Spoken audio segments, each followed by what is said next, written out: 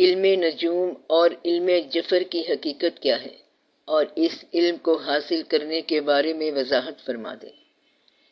جس طرح دنیا میں دوسری صداقتیں ہیں، اسی طرح علم نجوم اور علم جفر کو ایک صداقت مان لینا چاہیے۔ جس طرح جنات کا وجود ہے تو یہ ضروری تو نہیں کہ ان کا علم حاصل کیا جائے۔ جنات کا علم حاصل کرتے کرتے آدمی آدھا جن تو خود ہو جاتا ہے۔ جس طرح جنات کا علم حاصل کرتے کرتے انسان جنات کی طرح کا ہو جاتا ہے، اسی طرح انسان علم نجوم حاصل کرتے کرتے نجومی تو بن جاتا ہے، انسان کم ہی رہتا ہے۔ جن لوگوں کو اللہ تعالیٰ کی طرف سے ودیت ہے، ان کو یہ فن بغیر علم کے ہی ودیت ہے۔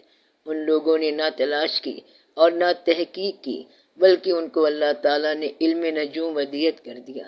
وہ پیدائشی طور پر نجوم کا علم اور جفر کا علم جانتے ہیں۔ یہ طلب کرنے یا عمل کرنے کی بات نہیں ہے۔ اگر آپ سیکھنا چاہتے ہیں تو جس آدمی کے پاس یہ اللہ کی طرف سے ودیت ہو، اس شخص سے فیض لے لو۔ یہ ایک علم ہے۔ اور علم کیسے بنتا ہے؟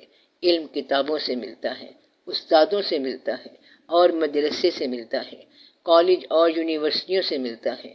لوگ کسی نہ کسی طریقے سے علم حاصل کرتے ہیں۔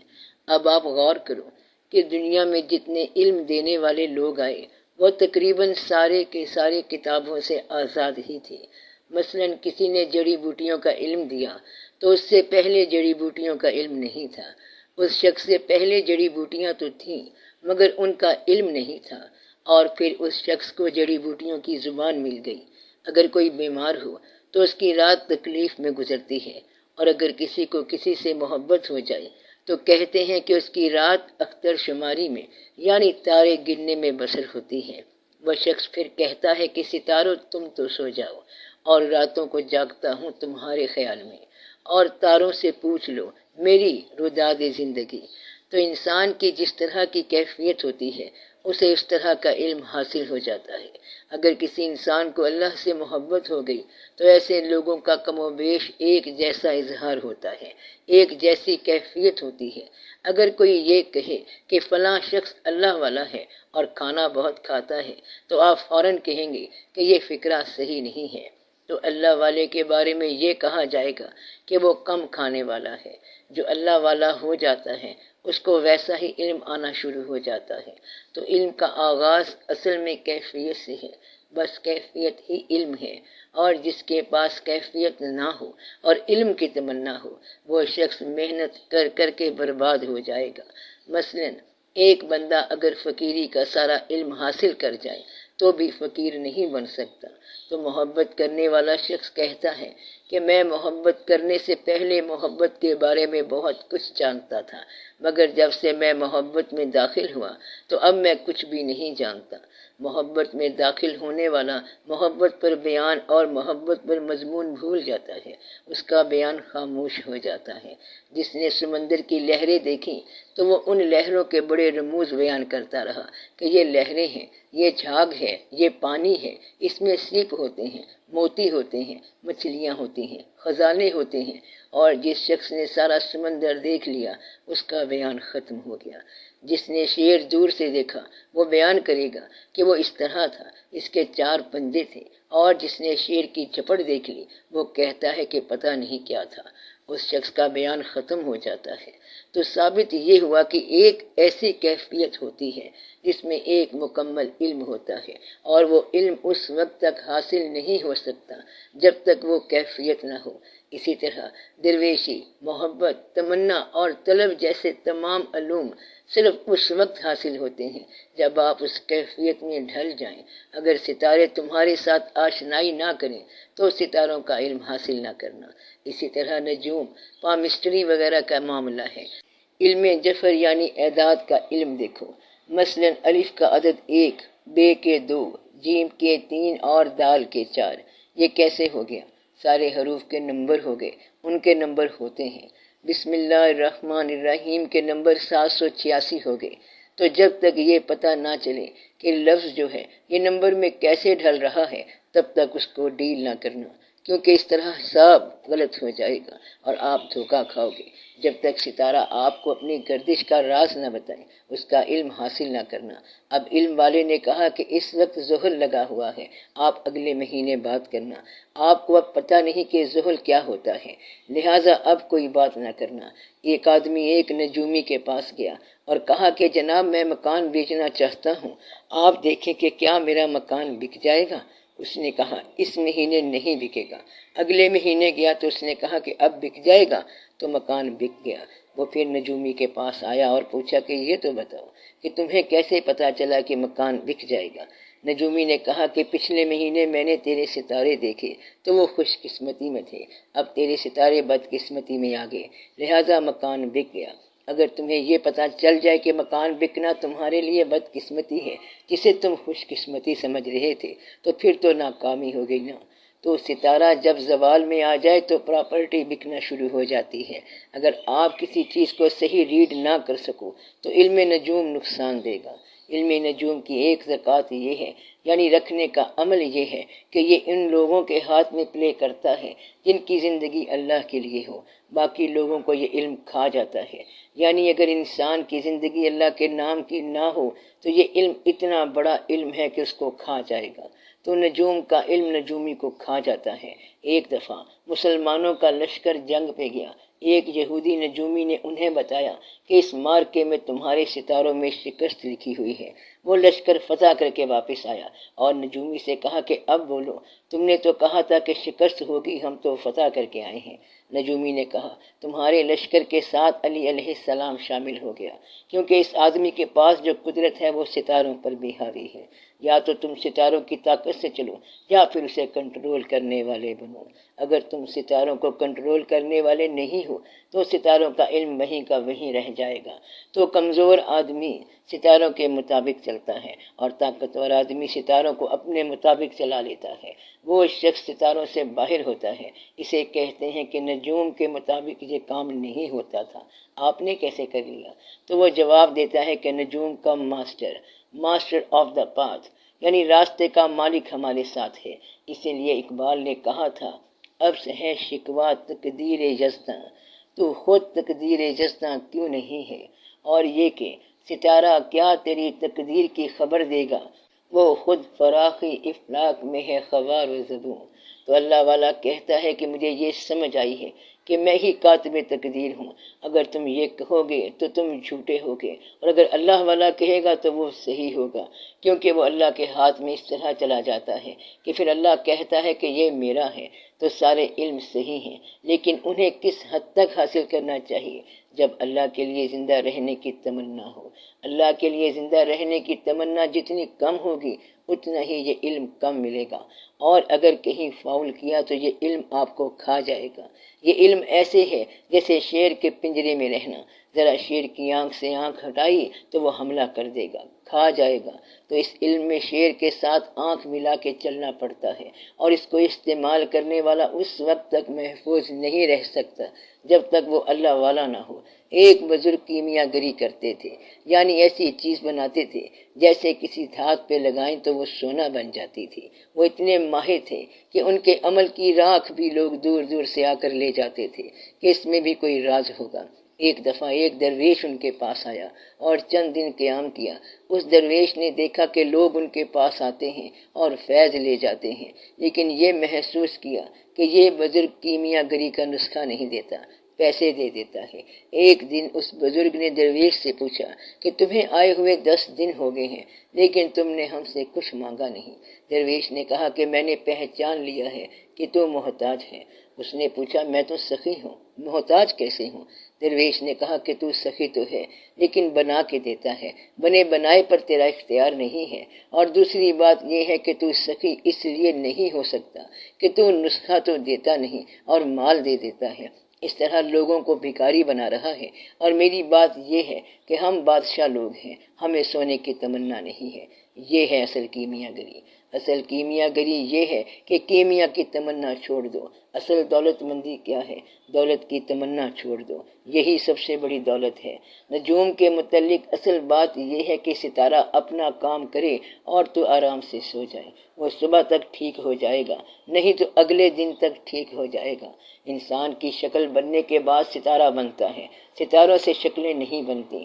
شکل تو بن گئی، جس کو پسند آنی تھی اسے پسند آ گئی، اور جس کو ناپسند آنی تھی اسے ناپسند ہو گئی۔ اب اس میں ستارہ کیا کرے گا؟ اب ستارہ کیا بتائے گا کہ تم دفتر جاؤ یا نہ جاؤ؟ دراصل تمہارا ارادہ ہی ستارہ ہے، تمہارا مزاج ہی ستارہ ہے، تمہاری شکل ہی ستارہ ہے، ماں باپ کی دعائیں ہی ستارہ ہیں، اور بعض اوقات ماں باپ کی ناراضگی ہی ستارہ ہے۔ ستارے آسمان پہ ہی کیا ٹوٹتے ہیں، یہاں بھی ٹوٹتے رہتے ہیں۔ ایک آدمی اگر اپنی محفل سے بچھڑ گیا، دوست ناراض ہو گئے، تو اس کے ستارے تو ختم ہو گئے۔ اصل ستارہ کیا ہے؟ تیرا اپنا مزاج۔ اپنے مزاج کو اسٹڈی کر۔ اس لیے یہ بھی کہتے ہیں کہ مال دولت حاصل کرنے کا وظیفہ بھی نہ کیا کرو۔ اگر وظیفے کے ذریعے دولت مل بھی جائے تو عین ممکن ہے کہ ٹانگ ٹوٹ جائے۔ وہ وظیفہ تو پیسے کے لیے تھا، اس میں یہ تو گارنٹی نہیں تھی کہ ٹانگ محفوظ رہ جائے گی۔ اس لیے ستارے کو اپنے حال پہ چھوڑ دو، نجوم والوں کو ان کے حالات پہ چھوڑ دو، اور اپنے آپ کو اللہ کے حکم پر چھوڑ دو۔ علم کہاں سے حاصل کرنا ہے؟ جہاں سے سب کو ملا۔ علم کیسے ملتا ہے؟ ایک کیفیت ہے جو علم بن جاتی ہے، ایک مزاج ہے جو علم بن جاتا ہے، اور ایک واقعہ ہے جو علم بن جاتا ہے۔ خدا نخواستہ اگر شہر میں کہیں ہنگامہ ہو جائے تو ایک شخص پوری طرح اس واقعے کو تفصیل سے بیان کرتا جائے گا، تو جو بھی واقعہ ہوتا ہے وہ علم بن جاتا ہے۔ مزاج بھی علم بن جاتا ہے، تقلید بھی علم بن جاتی ہے، اندر کی راحت علم بن جاتی ہے، محبت بھی علم بن جاتی ہے۔ تو علم کو اپنے مزاج سے حاصل کرو، علم کو اپنے خیال سے حاصل کرو، علم کو اپنے اندر سے حاصل کرو۔ دنیا میں دو قسم کے انسان ہوتے ہیں، ایک وہ جن کے پاس علم ہے، اور دوسرے وہ جن کو علم کی تمنا ہے۔ تیسری قسم والا انسان ہی نہیں ہے بلکہ جانور ہے۔ اصل طریقت یہ ہے کہ علم کی تمنا والا علم والے کے پاس جائے، یہی طریقت ہے، یہی مزاج ہے، یہی راستہ ہے، اور یہی سفر ہے۔ سفر یہی ہے کہ اگر علم کی تمنا ہے تو اس کے پاس جاؤ جس کے پاس علم ہو۔ اگر علم کی تمنا نہیں ہے تو صبح بسم اللہ پڑھ کے دکان کھولو اور شام کو گھر آ جاؤ۔ ہندو صبح صبح دکان پر چھڑکاؤ ضرور کیا کرتا تھا، اور پہلے گاہک کو بھگوان سمجھ کے پرنام کرتا تھا۔ اس سے پوچھا جاتا کہ بھگوان کی کرپا کون ہے، تو وہ کہتا کہ گاہک جو پیسہ لے آتا ہے۔ دکاندار کے لیے اصلی رازق کون ہے؟ گاہک۔ اس لیے یا تو گنتی کے کام کرو، پیسہ، حالات، واقعات، مکان، دنیا داری، شہرت، عزت، سماج میں پہچان، اور اپنی ذات کا خیال رکھنا، یہ ساری دکانداری ہے۔ بلکہ یہ لوگ اللہ کے ساتھ بھی دکانداری کرتے ہیں کہ اللہ میاں ہم نے آپ کو 2.5% دے دیا، تیرے نام کی خیرات کر دی، اب ہم پہ احسان کرو، فضل کرو۔ محبت والے یہ کہتے ہیں کہ تیری دی ہوئی جان ہے اور یہ تیرے حوالے ہے، اب اس کا بدلہ کیا لینا ہے، بس ہمارا کام مکمل ہو گیا، یہ قرضہ ادا ہو گیا۔ اس لیے دو قسم کے آدمی ہوتے ہیں، ایک وہ جن کو اللہ نے علم دے رکھا ہے، اور دوسرے وہ جن کو علم کی تمنا دے رکھی ہے۔ یہ دو طرح کے لوگ طریقت کے وارث ہوتے ہیں، اور باقی سب دکاندار ہوتے ہیں۔ اس لیے علم کی تمنا کے بغیر اور کسی بڑی دلیل کے بغیر کبھی فقیری کا سفر نہ کرو، اور نہ ہی فقراء کے پاس جاؤ۔ اس لیے میں یہ منع کر رہا ہوں۔ فقراء آنے والے شخص کے لیے ضرور دعا کرتے ہیں، اور اگر کبھی کسی فقیر نے دل سے دعا کر دی تو پھر پیسہ نہیں ملے گا، بلکہ وہ اسے اپنے راستے پر یعنی اللہ کے راستے پر چلائے گا۔ ایک درویش ایک شخص کے پاس گیا اور بولا کہ میں تمہیں دعا دینے کے لیے آیا ہوں، دعا یہ ہے کہ اللہ کرے تمہارے پاس کچھ نہ ہو۔ اس شخص نے پوچھا اس کا کیا مطلب ہے؟ درویش نے کہا جس کے پاس کچھ نہ ہو اس کے پاس اللہ آپ ہی ہوتا ہے، تو جہاں پر اللہ کی ذات یا اللہ کی محبت ہوگی وہاں کچھ نہیں رہتا۔ دنیاوی طور پر بھی اگر کسی سے محبت ہو جائے تو بھی وہاں پر کچھ نہیں رہتا۔ عشق ایک آگ ہے اور یہ اپنے علاوہ سب کو جلا دیتی ہے۔ اقبال رحمۃ اللہ نے کہا تھا کہ عشق پر آتش حلال، عشق پر حاصل حرام۔ جن لوگوں کو حاصل کی تمنا ہو ان کے لیے بہتر ہے کہ محبت کی وادی سے بھاگ جائیں، فقر سے بھاگ جائیں، بلکہ فقیروں سے بھاگ جائیں۔ فقیروں کے پاس نہ جانا، کہیں وہ گنتی کے 2-4 سنگریزے نہ چھین لے جو کہ تمہارے ہاتھ میں ہیں، یعنی پیسے، اکاؤنٹ، لیجر وغیرہ۔ اس لیے علم ان لوگوں سے حاصل کرو جن کو علم ودیت کیا گیا، وہ پیدائشی طور پر علم والے ہوتے ہیں۔ ظفر بھی پیدائشی علم والوں کے پاس آیا اور ان کے فیض سے ملتا ہے، اس لیے یہ علم حاصل کرنے کے لیے ان صاحب علم لوگوں سے ملنا چاہیے یا اوائڈ کیا جائے، ورنہ درمیان میں گم ہو جاؤ گے۔ اس لیے آپ کے لیے بہت ضروری بات ہے کہ کتابوں کے علم سے بچو۔ علم کیفیت کا نام ہے۔ دعا یہ کیا کرو کہ آپ کو وہ کیفیت مل جائے جس سے علم بنتا ہے۔ اس کیفیت سے پیسہ نہیں بنے گا بلکہ علم بنے گا۔ اگر محتاجی کی کیفیت ہو تو پھر پیسہ بنا لو۔ محتاجی کیا ہوتی ہے؟ پیسے گن کے رکھ دینا۔ دنیا میں ہمیشہ یہودی امیر رہے گا اور یہ دین اور اخلاق سے دور رہے گا، اس کا دل سخت ہوگا۔ آپ یہ فیصلہ کر لو کہ غلط جگہ سے صحیح چیز نہ لو اور صحیح جگہ سے غلط چیز نہ لو۔ اگر آپ کسی شہید کے مزار پہ چلے جائیں اور اسے کہیں کہ دعا کرو میرے بیٹے کی عمر دراز ہو، تو وہ بھلا آپ کو کیا جواب دے گا؟ بات بنتی نہیں ہے۔ فتوحات کی کہانی اور ہے، قربانی کی داستاں اور ہے، اس لیے جہاں جاؤ اس جگہ کے مطابق جاؤ۔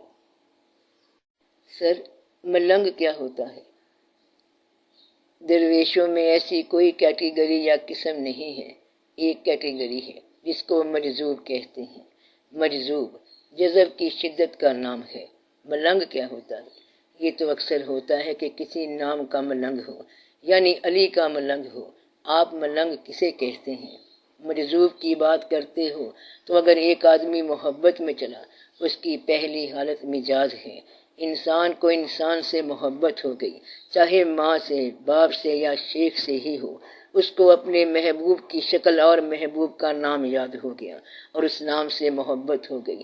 کچھ عرصے بعد محبت جب شدت اختیار کر گئی تو ایسی سٹیج آ گئی جب طالب مطلوب کے پاس سے پہچانے بغیر گزر جاتا ہے، یعنی کہ مطلوب کی طلب اتنی شدید تھی کہ وہ حدود سے نکل گیا اور اس مقام پر جا پہنچا جہاں اس کو اپنا ہوش بھی نہ رہا۔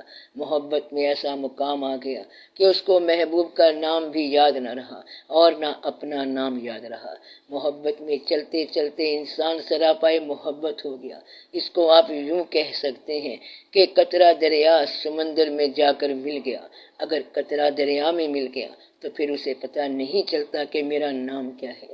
اس بات کو ایک اور طریقے سے سمجھو کہ محبت میں دو ساتھی ایک دوسرے سے بچھڑ گئے۔ ایک ساتھی چلتے چلتے دعا کے ذریعے یا کسی فقیر کے ذریعے کسی اور منزل پر پہنچ گیا۔ اب پہلی منزل اس کے ہاتھ سے نکل گئی۔ اگر دوسری منزل نے اس شخص کو مکمل طور پر نہ تھاما تو وہ شخص گر کے ملنگ یا مجذوب ہو جائے گا۔ اب حال یہ ہے کہ وہ شخص پہلے مقام سے تو نکل گیا مگر اگلے مقام نے اسے جگہ نہ دی یا جگہ دے کے چھوڑ دیا۔ اس نے اپنا بنا کے چھوڑ دیا۔ کیا اسیری ہے، کیا رہائی ہے، یہ ہے مجذوب کا مقام۔ اس بات کو یوں بھی سمجھ سکتے ہیں کہ انسان اللہ کے پاس آیا، اللہ نے کہا جاؤ، وہ چل پڑا، فراق شروع ہو گیا۔ اب انسان دنیا سے اللہ کو چٹھیاں لکھتا رہا ہے کہ جدائی ہے، فراق ہے۔ ایسے شخص کو اللہ جواب دیتا رہتا ہے۔ انسان اللہ کی باتیں کرتا ہے، اللہ انسان کی باتیں کرتا ہے۔ ایک دن وصال ہو جاتا ہے۔ وصال اس مقام پر ہوگا جہاں پر فراق ہو، اور یہ سفر مکمل سفر ہے۔ جب کسی کو راستے میں کہیں الجھن ہو جاتی ہے یا سفر کٹ جاتا ہے یا انسان فراموش کر بیٹھتا ہے، وہاں پر وہ شخص مجذوب ہو جاتا ہے۔ تو مجذوب کا معنی ہے شدت جذبات۔ جذبات کی شدت اتنی زیادہ ہو جاتی ہے کہ انسان ہوش سے بیگانہ ہو جاتا ہے۔ جو ہوش سے بیگانہ ہو جاتا ہے اسے نہ اپنا نام یاد رہتا ہے نہ کسی اور کا۔ میں تیری جستجو میں بڑی دور آ گیا، تجھ سے بھی بے نیاز سا اب ہو گیا ہوں میں۔ مقام یہ ہوتا ہے مجذوب کا کہ نہ اپنا نام یاد ہے نہ دوسرے کا۔ اس کو کہتے ہیں بے نیاز آرزو۔ سفر آرزو کا ہی ہوتا ہے۔ اس کو کہتے ہیں دشت آرزو۔ دشت آرزو میں چلتے چلتے محبت میں جا پہنچا۔ محبت اس نے انسان سے کی ہوتی ہے لیکن پھر بے خواہش دنیا میں پہنچ جاتا ہے۔ اس مقام پر مجذوب پیدا ہو جاتا ہے۔ مجذوب اپنی خواہش دنیا میں نہیں رکھتا، اپنا ارادہ نہیں رکھتا، اس کو ارادہ کرانے والا کوئی اور ہوتا ہے۔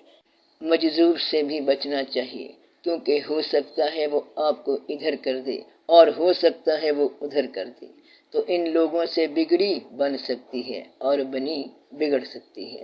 ایک ایسے بھی مجذوب تھے کہ جن کے پاس کوئی جاتا تو سب سے پہلے وہ گالیاں شروع کر دیتے، پھر مارنا بھی شروع کر دیتے تھے، اور اگر مار کے دوران انسان کچھ کہتا تو پھر اس کا کام خراب ہو جاتا تھا۔ یہ بزرگ مری کے پاس رہتے تھے اور ان کا نام تھا لال بادشاہ۔ ان کے ایسے ایسے واقعات ہیں کہ جو بیان سے بھی باہر ہیں۔ اب یہ ان کا مزاج تھا۔ بعض اوقات مجذوب ہوش میں بھی آ جاتا ہے۔ اب مجذوب کو ہوش میں لانے والا بھی وہی ہے جو اس کو بے ہوش کرنے والا ہے۔ مجذوب کا مقام وہ مقام ہے جہاں مذاہب مل جاتے ہیں۔ یہ بہت مشکل مقام ہے، اس میں صرف توحید رہ جاتی ہے۔ یہ کیا مقام ہے، کیسے ہوتا ہے، کیسے بنتا ہے، یہ سب باتیں چھوڑ دو، بس مجذوب ہوتا ہے۔ یہ فنا کا مقام ہے اور یہ بقا کے مسافر ہوتے ہیں۔ وہ اپنا سینہ چاک کر کے آتے ہیں اور اپنا نام گم کر کے آتے ہیں۔ انہیں نہ اپنا نام آتا ہے اور نہ کسی اور کا، نہ ان کی کوئی خواہش ہوتی ہے، نہ کوئی پروگرام ہوتا ہے، نہ کوئی نظام ہوتا ہے۔ تو مجذوب بھی ہوتا ہے، صاحب حال بھی ہوتا ہے اور صاحب واردات بھی ہوتا ہے۔ کبھی کبھی اس کو اختیار بھی دیا جاتا ہے اور پھر یہ کہتا ہے کہ حکومت بدل دو، چوپٹ کر کے رکھ دیتا ہے۔ یہ اس کے مزاج کی مرضی ہوتی ہے کہ کبھی ادھر کر دے اور کبھی ادھر کر دے۔ آپ کے ملک میں ایسا ہوتا رہتا ہے، کبھی کسی کا مزاج آ جاتا ہے اور کبھی کسی کا مزاج آ جاتا ہے۔ متوازن مزاج ذرا کم ہی آتا ہے۔ ایک حکومت آتی ہے تو اس کے مخالف کہتے ہیں کہ ہم اس کو ختم کر کے ہی دم لیں گے۔ لوگ کہتے ہیں کہ پہلے ہمارے کام کرو، مگر یہ کہتے ہیں کہ پہلے ہم مخالف کا کام تمام کر لیں۔ حکومت کو چاہیے کہ لوگوں کے کام کرے۔ لوگ بڑے جج ہوتے ہیں، جو بہتر ہوگا وہ حکومت میں رہے گا۔ کام یہ نہیں کہ حکومت کی جائے، بلکہ اصل کام یہ ہے کہ حکومت میں جا کے لوگوں کی خدمت کی جائے۔ اگر حکومت یہ کہہ دے کہ بجلی کے بل میں 25 پیسے فی یونٹ کمی ہو جائے گی تو لوگ اس کو درازی عمر کی دعا دیں گے۔ دونوں پارٹیوں کے پاس بڑا پیسہ ہے اور حکومت اور اپوزیشن دونوں بڑے قوی ہیں، اور غریب آدمی اس انتظار میں ہے کہ مہنگائی کم ہو تو اسے روٹی مل سکے۔ اس لیے پیچھے کوئی مجذوب بیٹھ کے واقعہ کرتا رہتا ہے۔ جب کوئی اچھا سا روحانی نظام آ جائے تو حالات متوازن ہو جاتے ہیں کہ ایک آدمی آیا اور اپنا کام کر گیا، جیسے قائد اعظم، یعنی کہ ہندو اکثریت کے اندر بے ہتھیار مسلمان اقلیت نے ملک کریٹ کر لیا، اور بڑی بات تھی، اور پھر اتنا بڑا واقعہ ہو گیا کہ ملک ٹوٹ گیا، اور آپ کو ابھی تک چین نہیں ہے۔ پچھلا دور گزر گیا، بھٹو صاحب فوت ہو گئے، ضیاء صاحب بھی چلے گئے، مگر تم یہ کہتے جا رہے ہو کہ بھٹو نے کیا یہ تھا اور ضیاء نے یہ کیا تھا۔ تم یہ دیکھو کہ تم خود کیا کر رہے ہو، دونوں چین سے نہیں بیٹھ رہے۔ تو مجذوب کا مقام یہ ہے کہ وہ قانون سے باہر ہے، ضابطے سے باہر ہے، وہ اللہ کے ہاں قبول لوگ ہوتے ہیں، اللہ کے خیال میں اور اس حال میں گم ہو گئے۔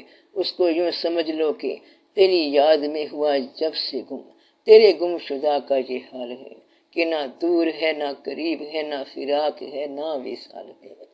بس وہ مقام ہوتا ہے مجذوب کا، نہ قریب ہے نہ دور ہے، نہ اپنا ہے نہ بیگانہ ہے۔ شہر غرق ہو گیا تو اس کو پرواہ نہیں، 4 شہر اور آباد ہو جائیں تو اس کو پرواہ نہیں۔ اس کے پاس عنان حکومت نہیں ہونی چاہیے، کبھی کبھی ہو بھی جاتی ہے۔ ایک شخص کو کوئی صادق القول شخص ایک بات بتاتا ہے اور وہ یقین کر لیتا ہے، اور ایک شخص تفکر اور تلاش کے ذریعے ویسی بات پا لیتا ہے۔ کیا ان دونوں باتوں میں کوئی فرق ہے؟ ان دونوں باتوں میں بڑا فرق ہے۔ جو تفکر والا یقین ہے وہ اگلے حادثے میں ٹوٹ جاتا ہے جب تک کہ آپ کے پاس سند نہ ہو۔ سند آپ کو آپ کے اعتبار والا شخص ہی مہیا کرتا ہے۔ مثلا ایک شخص نے اللہ کو ڈسکور کر لیا، اس نے حساب لگایا کہ اللہ ہے، زمین سے فصلیں اگتی ہیں تو اللہ ہوگا، انسان پیدا ہوتا ہے اور مر جاتا ہے تو اللہ ہوگا۔ ان باتوں سے ثابت ہوا کہ اللہ ہے۔ اب دوسرے شخص نے اللہ کے پیغمبر صلی اللہ علیہ وآلہ وسلم کے کہنے پر مان لیا کہ اللہ ہے۔ اب دونوں کا اللہ پہ یقین ہے۔ جس شخص نے اپنے تفکر اور تبحر علمی سے اللہ کو دریافت کیا، اگر اس کو کہا جائے کہ عبادت کر، اب تفکر سے تو عبادت سمجھ نہیں آئے گی، تفکر سے اللہ سمجھ آئے گا، مگر بولنے والا اللہ سمجھ نہیں آئے گا، عبادت کرانے والا اللہ سمجھ نہیں آئے گا، اور زکوٰۃ دلوانے والا اللہ سمجھ نہیں آئے گا۔ تفکر کرنے والا شخص یہ کہے گا کہ تم پاگل ہو گئے، ہر سال عید پر بکرے ضائع کرتے ہو، یہ رقم تم کسی فلڈ کنٹرول میں لگا دو۔ اب تفکر سے یہ بات سمجھ نہیں آتی کہ حضرت ابراہیم علیہ السلام نے ایک خواب دیکھا، پھر بیٹے سے پوچھا تو انہوں نے کہا کہ اے ابا وہ کرو جس کا آپ کو حکم دیا گیا۔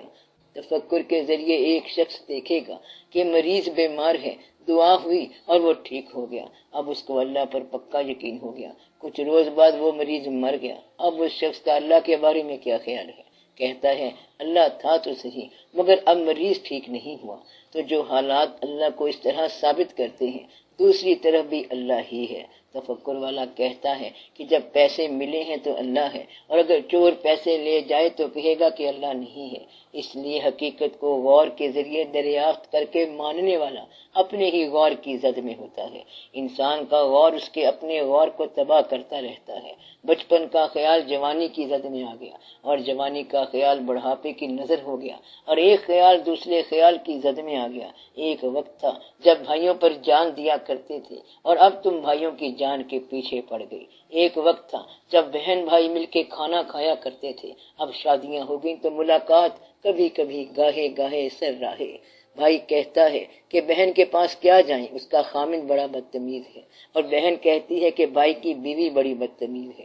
نتیجہ یہ نکلا کہ بہن بھائیوں میں اختلاف پیدا ہو گیا۔ اب سارے عقیدے بدل گئے، سارے مزاج بدل گئے، اور سارے تفکرات بدل گئے، سارا تبہر علمی تباہ ہو گیا۔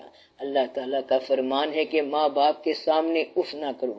اللہ کو ماننے والا ماں باپ کی غلطیوں کے باوجود ان کی عزت کرے گا۔ تفکر والے کے ماں باپ اگر کوئی ایسی بات کری جو اس کو پسند نہ ہو تو وہ کہے گا ماں باپ نے ہماری زندگی برباد کر دی ہے۔ زندگی برباد ہو یا آباد ہو، ماں باپ کے سامنے مت بولو۔ یہ ہے علم، یہ علم تفکر سے نہیں ملتا۔ تفکر والا اگر ترقی کر گیا، کسی ڈپارٹمنٹ کا ہیڈ ہو گیا، تو اگر اس کا والد اپنی پگڑی سمیت وہاں آ گیا تو اس نے کہنا ہے آپ باہر بیٹھیں۔ کسی نے پوچھا یہ کون ہے تو اس نے آگے سے وہ جواب دیا جو اسے نہیں دینا چاہیے تھا۔ یہ سب پیور تفکر کی باتیں ہیں۔ اگر وہی شخص کہے کہ یہ ابا حضور ہیں اور ان کے پاس اللہ کا حکم نامہ ہے اور میں ان کی اطاعت میں کھڑا ہوں، ان کا سرویٹ ہوں، اور میرا یہ مرتبہ انہی کی عطا ہے، تو پھر وہ علم آتا ہے جو اللہ کی طرف سے عطا کیا جاتا ہے۔ خبردار دریافت کی ہوئی صداقت سے بچنا۔ ہیں کواکب کچھ نظر آتے ہیں، کچھ دیتے ہیں دھوکہ، یہ بازی گھر کھلا۔ ایک آدمی ایک خیال میں بیٹھا ہوا تھا، اس کے گھر بادشاہ مہمان تھا۔ وہ یہ سوچ رہا تھا کہ اگر بادشاہ کو قتل کر دیں تو میں بادشاہ بن جاؤں گا، مگر اس کو اس قتل کا کوئی جواز نہیں مل رہا تھا۔ اس کو خیال آیا کہ یہ بادشاہ ہے، بزرگ ہے، معزز ہے اور مہمان ہے، اس کو کیسے قتل کر دیں؟ تفکر میں ڈوبا ہوا تھا کہ کیا کیا جائے۔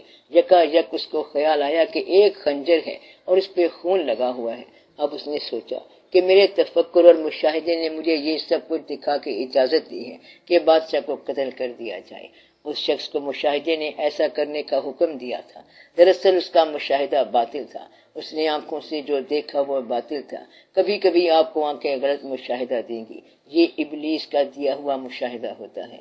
کبھی کبھی آپ دھوکہ کھا جائیں گے، جو بات نظر آنی چاہیے وہ نظر نہیں آئے گی، اور جو بات نظر نہیں آنی چاہیے وہ آپ دیکھنے لگ جاؤ گے۔ کبھی کبھی آپ کو نہ سنائی دینے والی سنائی دینے لگ جائیں گی، اور نہ دیکھنے والی دکھائی دینے لگ جائیں گی۔ یہ سارا ہی جھوٹ ہوگا، اس لیے آپ غور سے بات کو سمجھو۔ مثلا اگر آپ نے اس منزل پر جانا ہے جس منزل پر 2 دفعہ نہیں جانا اور تجربہ کرنے کا وقت ہی نہیں ہے، کوئی کہے گا کہ یہ صحرا کا سفر ہے، وہاں پانی ہوگا، وہاں سے گزرنا اور تیسرے دن پار ہو جانا۔ تفکر والا کہے گا میں پوری تحقیق کروں گا، تحقیق کا وقت ہے ہی نہیں۔ کتنے لوگ تحقیق کرتے کرتے صحرا میں مر گئے۔ اس لیے جاننے والے سے پوچھ کے ماننا شروع کرو۔ تمہارے پاس زندگی مختصر ہے، تحقیق سے کیسے مانو گے؟ یہ تو اللہ تعالیٰ کا احسان ہے کہ زندگی ہے ہی مختصر سفر، اس میں تجربے کا ٹائم ہی کوئی نہیں ہے۔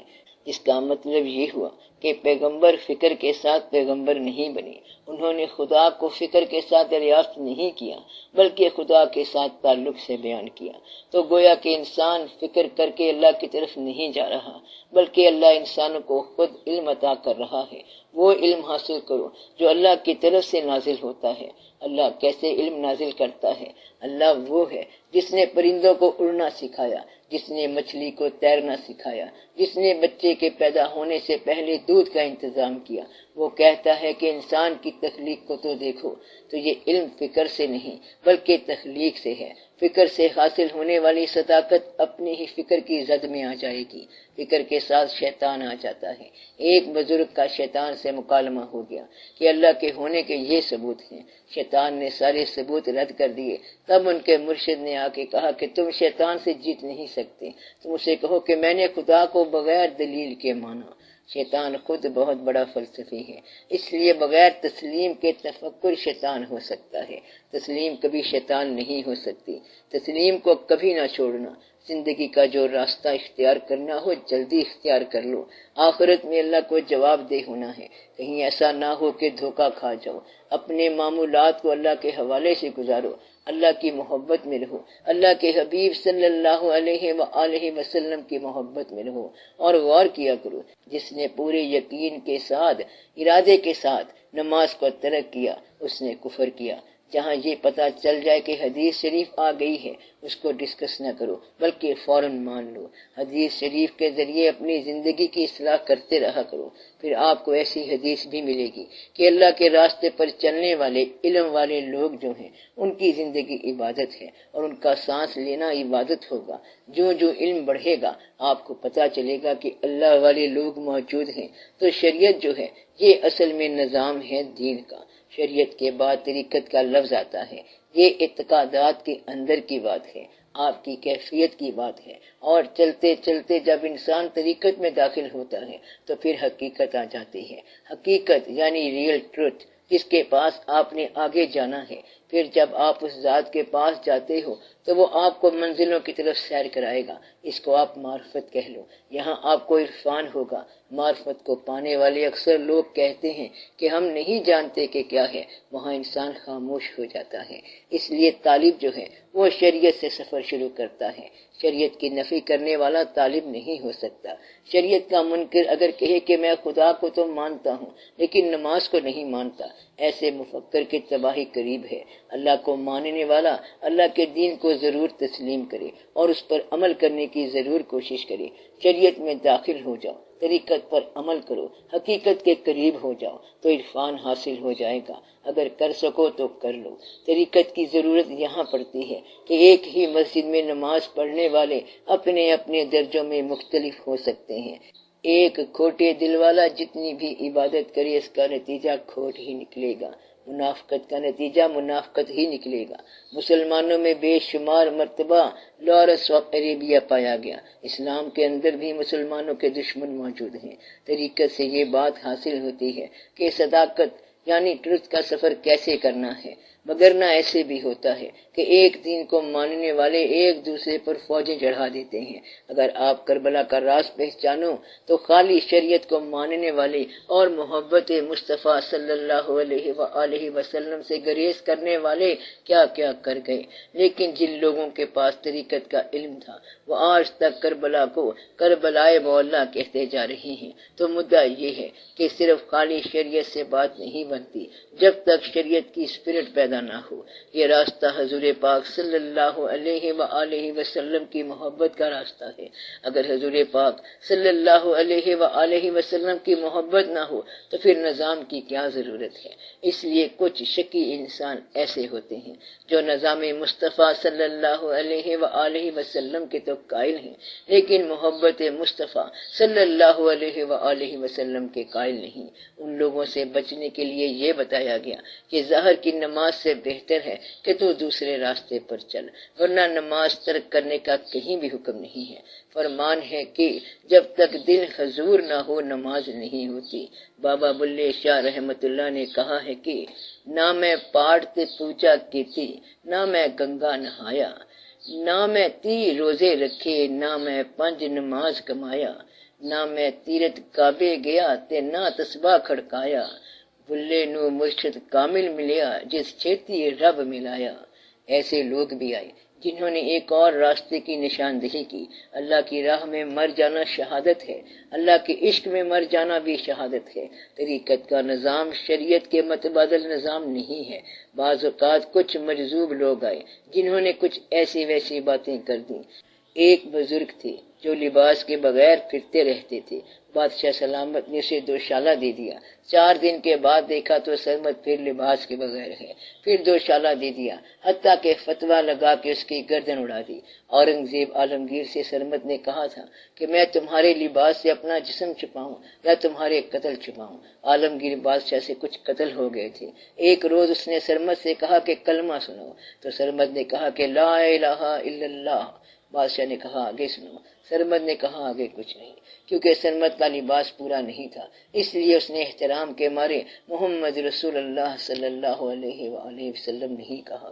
یہ ادب کا مقام ہے۔ جب سرمد کی گردن اڑا دی گئی تو پھر اس کے خون سے آواز نکلی محمد رسول اللہ۔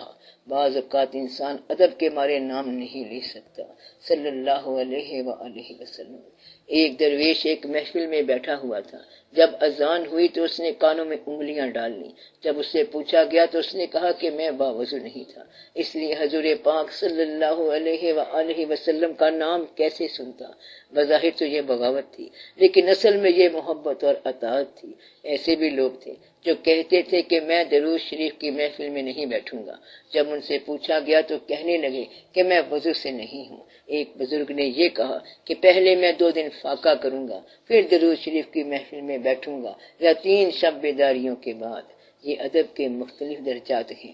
بیانات اس وقت تک ہوتے ہیں جب تک انسان راستے میں ہو۔ جب جلوہ نظر آ جائے تو بیان بند ہو جاتے ہیں۔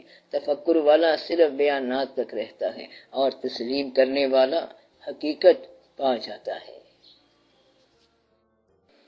انا کے وسط حسن تو تفسیر می کنند، خواب نادیدہ را تعبیر می کنند۔ یعنی آپ کے جو اوصاف ہیں ان کی جو تفسیر لوگ کرتے ہیں وہ اس طرح ہے کہ جیسے خواب دیکھا نہ ہو اور تعبیر کر دیں۔ اس شعر کا مطلب سمجھا دیجیے۔ عام طور پر تعبیر وہی بیان کرتے ہیں جنہوں نے خواب نہیں دیکھا ہوتا، اور دیکھنے والا تعبیر کر نہیں سکتا۔ دوسری بات یہ ہے کہ اللہ تعالیٰ کا بیان یعنی اللہ تعالیٰ کے بارے میں بیان ہمیشہ نادیدہ ہے، یعنی غائب ہے، اور جہاں پر مشاہدہ ہے وہاں پر بیان نہیں ہے۔ اس لیے روایت حق والے خاموش ہو جاتے ہیں۔ صرف کچھ لوگوں کو حکم ہوتا ہے کہ تم بیان کرو۔ جلوے کا بیان نہیں ہے، صرف راز کا بیان ہے۔ یہ آشنائی کا ایک درجہ ہے، یعنی پہچان کا درجہ ہے۔ دیدار کا درجہ خاموشی سے شروع ہوتا ہے۔ اس میں خاموشی، آنسو، رونا دھونا، آہو بکا اور چاک گریباں ہو جاتے ہیں۔ دیدار کی منزلیں اور ہیں اور راز آشکار ہونا اور ہے۔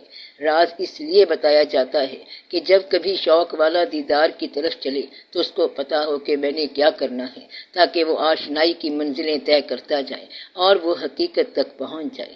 جب دیدار کی منزل آتی ہے تو راز ختم ہو جاتا ہے، کیونکہ جب جاننے والا شخص ہی ختم ہو جاتا ہے تو راز کہاں رہے گا؟ وہاں ہر شے ختم ہو جاتی ہے۔ یہ وہ مقام ہے جہاں قطرہ سمندر میں مل گیا۔ ہمارا بولنا اور پوچھنا یہ سب ریکارڈ ہو رہا ہے۔ آنے والے زمانوں میں، بلکہ بہت دور کے زمانوں میں، آج کی یہ بات، پوچھی ہوئی بات، کئی سوالوں کا جواب بن جائے گی۔ آپ صاحبان فکر ہیں اور اپنے دور میں بیٹھے ہوئے ہیں۔ آپ کو اپنے زمانے میں کچھ سوالوں سے آشنائی ہوئی اور اس سوال کی کسی جواب سے آشنائی کرائی گئی، اور پھر سوال اور جواب والے دونوں چلے جائیں گے، مگر سوال جواب کا ریکارڈ چھوڑ کے چلے جائیں گے۔ یہ پھر آنے والے زمانوں میں آنے والے سوالوں کا جواب بن جائے گا۔ اس لیے آپ سوال سے گریز نہ کرو۔ بعض اوقات یہ آپ کا اپنا سوال ہوتا ہے اور بعض اوقات یہ کسی اور کے لیے سوال ہوتا ہے۔ جب آنے والے زمانوں میں آپ کا سوال اور یہ جواب پہنچے گا تو پھر بات آگے سے آگے چلی جائے گی اور ان لوگوں کے لیے آسانی پیدا ہو جائے گی۔ جس جگہ پر کوئی تکلیف ہوتی ہے وہیں پر علاج پیدا ہو جاتا ہے، جہاں بیماری پیدا ہوتی ہے وہیں علاج پیدا ہوتا ہے۔ اگر اللہ تعالیٰ حل فرمانا چاہے تو زمانے کے مسائل زمانے ہی میں حل ہو جاتے ہیں۔ اس لیے بے دریغ سوال کیا کرو۔ نماز، روزہ، حج، زکوٰۃ سب ادا کرتے ہیں، لیکن سب کے دل میں حضور پاک صلی اللہ علیہ وآلہ وسلم کی محبت کیوں داخل نہیں ہوتی؟ حضور پاک صلی اللہ علیہ وآلہ وسلم کا عشق ہر مسلمان کو عطا نہیں ہوتا، کیونکہ یہ ایک مقام ہے درجوں کا۔ جس طرح آپ کہتے ہیں کہ صالحین اور شہداء الگ الگ درجے ہیں، اولیاء الگ درجہ ہے، پیغمبر اور امتی الگ درجہ ہے، حالانکہ پیغمبر اور امتی دونوں ہی اسلام میں ہیں۔ شروع زمانے میں دونوں ساتھ ساتھ رہتے تھے۔ جہاں پر حضور پاک صلی اللہ علیہ وآلہ وسلم ہیں، وہیں پر صحابہ کرام رضی اللہ تعالیٰ عنہ ہیں، لیکن درجے میں بہت فرق ہے۔ وہیں ایسے لوگ بھی تھے جنہوں نے حضور پاک صلی اللہ علیہ وآلہ وسلم کو دیکھا اور محبت نہ کی، اور ایسے لوگ بھی ہیں جنہوں نے نہیں دیکھا اور محبت کی ہے۔ تو یہ اللہ تعالیٰ کے کام ہے کہ جس کو چاہے محبت عطا فرما دے اور جس کو چاہے اس کی آنکھ دیکھے بغیر بھی دیکھ لے۔ اللہ تعالیٰ کی یہ خاص عطا آج تک چلی آ رہی ہے کہ آپ صلی اللہ علیہ وآلہ وسلم کے چاہنے والے آج تک چلے آ رہے ہیں اور محبت عطا ہوتی جا رہی ہے۔ یہ ہر ایک کے نصیب میں نہیں ہے۔ سرمد غم عشق پل ہوس رانا دہند، سوز دل پروانہ مگس رانا دہند۔ پروانے کا نصیب اور ہے، مغز کا نصیب اور۔ اللہ نے نظام چلانا ہوتا ہے، ساربان کی اور کیفیت ہے، کاروبار والے کی اور کیفیت ہے۔ اگر سب لوگ سب کچھ چھوڑ کر اللہ کے ہو کر بیٹھ جائیں تو بازار کون چلائے گا؟ اگر ایک آدمی کار چلا رہا ہے اور وہ عشق میں گم ہو جائے تو گاڑی حادثے کا شکار ہو جائے۔ تو ایسے شخص کو گاڑی، پیٹرول، سڑک وغیرہ کا شعور دیا جاتا ہے۔ اس کا علم صرف یہی ہے۔ اگر تم اسے عشق کی منزل پر چلا دو تو کاروبار کون چلائے گا؟ اس لیے اللہ تعالیٰ نے کچھ روحوں کو وقف کر رکھا ہے اپنے کام کے لیے، اور ان پر یہ منزلیں آشکار ہوتی ہیں۔ ان کے لیے دنیا کا کاروبار اور چیز ہے، ان کے لیے کائنات بولتی ہے، نجوم بولتے ہیں، واقعات بولتے ہیں، غور و فکر ہوتا ہے، رات کے فاصلے سمٹ جاتے ہیں، ہر دور کے ساتھ ان کا تعلق ہو جاتا ہے۔ ان کے لیے پھر خاص محفلیں ہوتی ہیں۔ یہ ہر ایک کے لیے نہیں ہوتا، ہر چیز ہر آدمی کے لیے نہیں ہے، ورنہ یہ سوال بھی بن سکتا ہے کہ اللہ کے پیدا کیے ہوئے ہر انسان کو اللہ سے محبت ہونی چاہیے تھی۔ یہ ایک راز ہے، خیر بھی ادھر سے ہے اور شر بھی۔ اللہ کو ماننے والا بھی ادھر سے ہے، ولی اللہ بھی ادھر سے ہے، اور اللہ کا دشمن عدو اللہ بھی اس کا ہے۔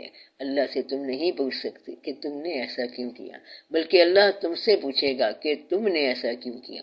اللہ نے آپ سے جنات کی محفل کا ذکر نہیں کیا، بلکہ انسانوں کی محفل کی بات بتائی ہے کہ یہ انسان ہے، یہ مومن ہے، یہ کافر ہیں، سب کے درجے بتائے ہیں کہ یہ منافق ہیں، یہ حضور پاک صلی اللہ علیہ وآلہ وسلم سے محبت کرنے والے ہیں، اور یہ لوگ ہیں جو سرے سے خدا کو مانتے ہی نہیں۔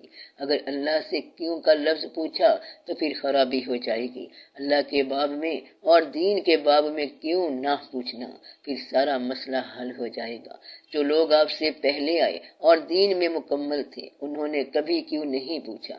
کسی نے آج تک نہیں کہا کہ شیطان کو کیوں بنایا ہے یا شیطان کو معافی ملنی چاہیے۔ بزرگوں نے یہ ضرور کہا کہ وہ خود ہی فرعون بناتا ہے اور خود ہی موسیٰ علیہ السلام۔ یہ اس کے کام ہے، تمہارا کام ہے دیدار، ہمارا کام ہے حضور پاک صلی اللہ علیہ وآلہ وسلم سے محبت کرتے جانا۔ جب محبت اصل میں داخل ہو جاتی ہے تو وہ آگے چلتا جاتا ہے۔ یہ الگ لوگ ہیں، یہ دل والے لوگ ہیں۔ کسی کو دل والا بنایا، کسی کو دماغ والا بنایا، کسی کو نفس والا بنایا۔ اگر کسی بزرگ کے پاس جاؤ یا عرس پر جاؤ تو ہر قسم کا آدمی وہاں ملے گا۔ داتا صاحب رحمت اللہ کے عرس پر جلیبی اور رسے بنانے والا کون ہے؟ گجرات سے آ کے برتن بیچنے والا کون ہے؟ تھیٹر والا کون ہے؟ قوالی والا بھی آ گیا ہے۔ قوال کلام فارسی میں گا رہا ہے اور لوگ پیسے دیتے جا رہے ہیں۔ اندر مولوی صاحب تقریر کرتے جا رہے ہیں، پھر گورنر یا وزیر اعلیٰ چادر چڑھانے آ رہے ہیں، ساتھ ویڈیو اور ٹیلی ویژن والے تصویریں بنانے آ رہے ہیں، لنگر تقسیم ہو رہا ہے، دودھ کی سبیل چل رہی ہے۔ صرف چند آدمی ہوں گے جو علیحدہ بیٹھ کے داتا صاحب رحمت اللہ سے بات کریں گے۔